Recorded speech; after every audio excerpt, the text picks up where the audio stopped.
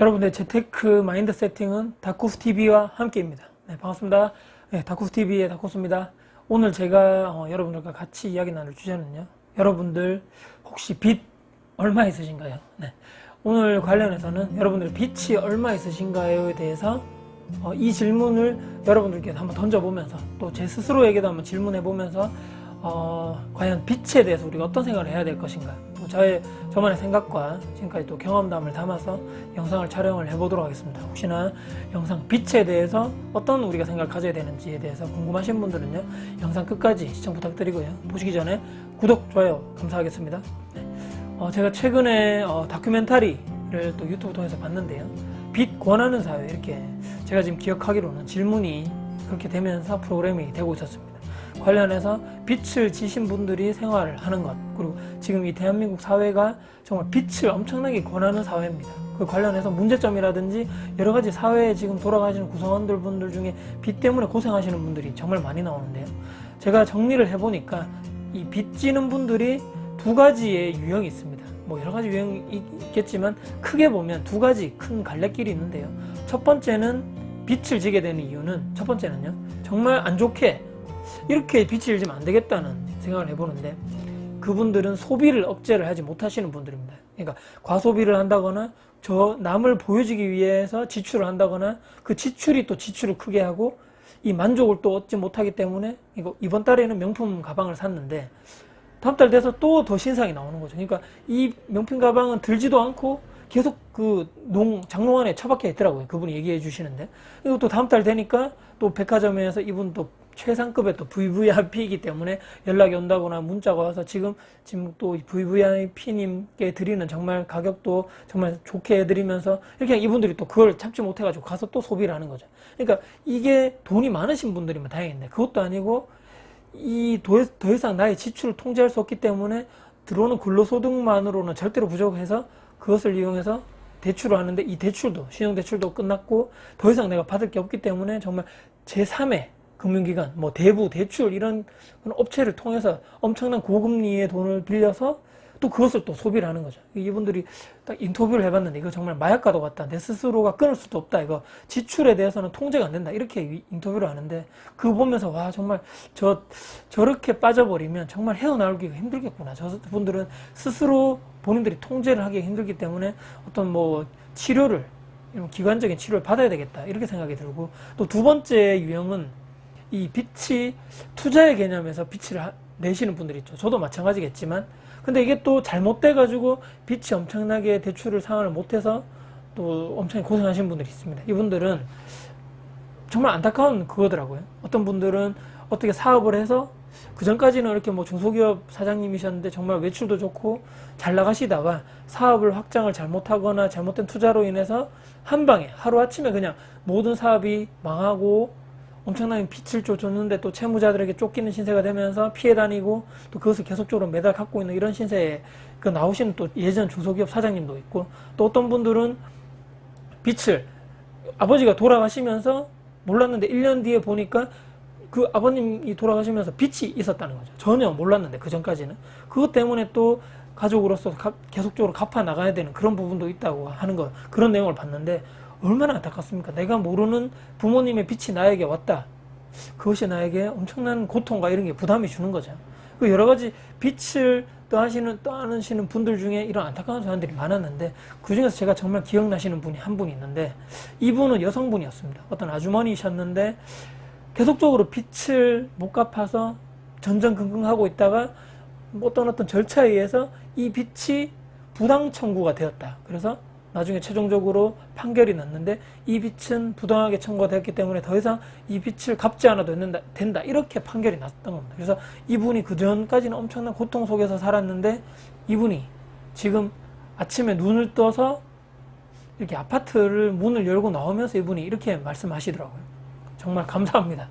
감사합니다를 말을 이분이 항상 눈 뜨면 출근하기 전에 이 말을 하고 출근한다는 거예요. 그래서 물어보니까 마이너스에서 시작하는 것이 아니고 이제는 제로에서부터 시작할 수 있어서 너무 감사하다, 너무 다행이다, 이렇게 말씀하시는데, 그 말씀이 너무나 참 가슴 아프고 와닿더라고요. 얼마나 이분이 그 전에 고통을 많았을까. 그러니까 이 빚 빚쟁이라고 하기 좀 그렇지만 이 채무자분들에게 돈을 갚지 못해서 엄청난 고통의 나날을 보내고 살았는데 그 빚을 갚지 않아도 된다 하니까 더 이상 내가 남에게 막 어려운 또 이렇게 싫은 소리 할 필요 없다는 거죠. 내가 벌어서 제로지만 내가 벌어서 이제부터 내가 먹고 살 수 있다. 이런 희망적인 그런 그분이 메시지를 주면서 여러분들도 저 같은 이런 사람을 보면서 정말 용기 잃지 마시고 이렇게 열심히 했으면 좋겠다 이런 말씀을 하시더라고요. 쭉 보면서 지금 뉴스에 많이 나오죠. 지금 가계부채, 뭐 기업대출, 뭐 전세대출도 마찬가지고 지금 엄청나게 사상 최고로 계속적으로 올라가고 있는데 정말 대한민국의 대출 관련해서 이 뇌관 폭탄이 언제 터질지 모른다 뭐 이런 부정적인 얘기도 나오고 참 지금이 과연 이 대한민국 살기 좋은 지금 시절인가, 과연 정말 이게 대한민국 파산하기 직전인 상황인가, 여러 가지 상황을 많이 보게 되죠. 하지만 저 같은 이 영상을 보시는 분들 평범한 뭐 저희 부모님이 엄청난 부자라든지 또는 재벌이라든지 아니면 기업가의 우리가 자제라든지 전혀 그렇지 않죠. 다들 어려운 환경에서 이렇게 학교를 나오셔서 취업하시고 또 직장인분도 계실 거고 또는 저 같은 나이대에 이렇게 회사를 나오셔서 자영업하시는 분도 계실 거고 또는 지금 학생분도 계실 거고 다들 이 어려운 대한민국 상황의 현실 속에서 과연 대출, 그러니까 빚을 지지 않고 과연 내가 원하는 자산 규모를 늘린다거나 또는 고정적으로 현금 흐름을 근로소득 이후에 또 다른 현금 흐름을 창출할 수 있다는 그런 생각을 스스로 제가 한번 질문을 던져봤던 거죠. 그 질문에 대한 답은요, 정말 불가능하고 힘들답니다. 그러니까 빚을 지지 않고는 저희 같은 일반적인 평범한 사람이 향후에 우리가 정말 원하는 그런 현금 흐름 또는 향후에 우리가 정말 이루고 가야 할 그런 이런 자산 규모 이루어가기가 현실적으로 상당히 힘들다는 거죠. 이유는요, 이 돈의 가치는 계속적으로 하락하고 있고 실물 자산은 계속적으로 올라가고 있는 인플레이션 현상이 앞으로 계속적으로 지속될 수밖에 없다. 돈에 찍어내는 양 자체가 계속적으로 늘어난다는 거죠. 그렇기 때문에 이 돈, 화폐의 가치는 계속적으로 떨어지고 있습니다. 근데 우리 월급쟁이들 또는 자영업자분들은 어떻습니까? 내 시간을 온전히 회사에 쓴 거나 이 업장에 계속적으로 내 시간과 돈을 바꾸는 형태. 그럼 근로소득밖에 없는 거죠. 지금 우리는 내가 어떤 회사라든지 업체라든지 이런 자영업종에 계속적으로 매달려 있지 않으면 나는 돈을 벌 수 없는 구조에 지금 살고 있다는 겁니다.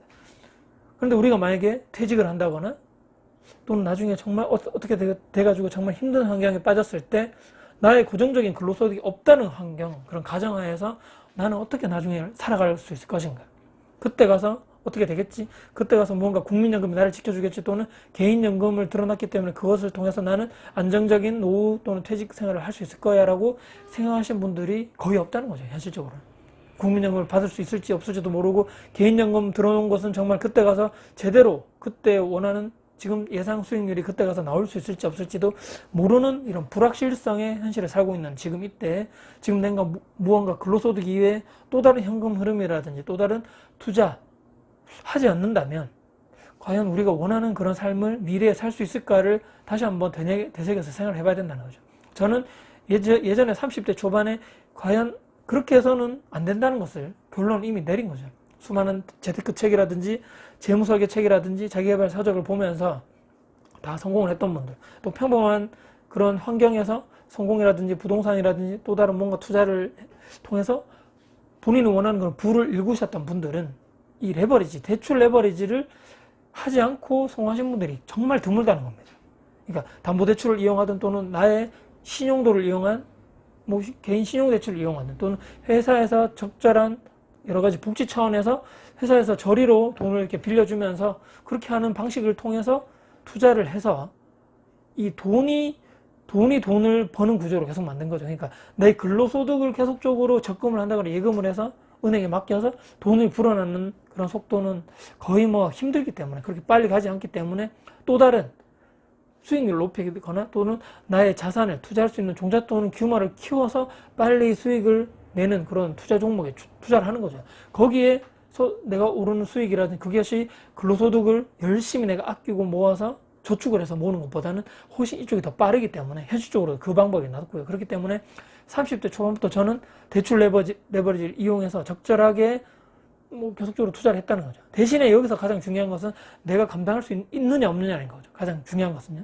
내가 정말 감당할 수 없을 정도의 엄청난 큰 뭐 건물이라든지 그런 부동산에 투자를 해서 내가 정말 위기 상황에 빠져서 파산을 한다거나 뭐 그런 확률이 없는 부동산에 투자를 해야 되겠죠. 적절한 내가 지금 빚을 어느 정도 대출을 끼고 어느 정도 내가 그런 대출 이자가 나오지만 거기서 나오는 월세를 이용해서 충분하게 이것을 내고도 대출 이자를 내고서 그걸 내가 남는다면 좋은 투자를 할 수 있는 거죠. 계속적으로 나의 또 다른 근로소득이 현금 흐름이 계속적으로 남는 거기 때문에 거기서 나온 현금 흐름을 또다시 저축을 하고 또 계속적으로 모아서 나의 근로소득을 모은 저축 이런 적금과 또 이 투자를 통해서 얻은 이런 종잣돈 거기서 나온 또 월세 수익을 대출 이자를 뺀 순수한 그런 수익을 계속적으로 모아서 또 다른 또 투자를 계속적으로 연속적으로 해나간다는 거죠.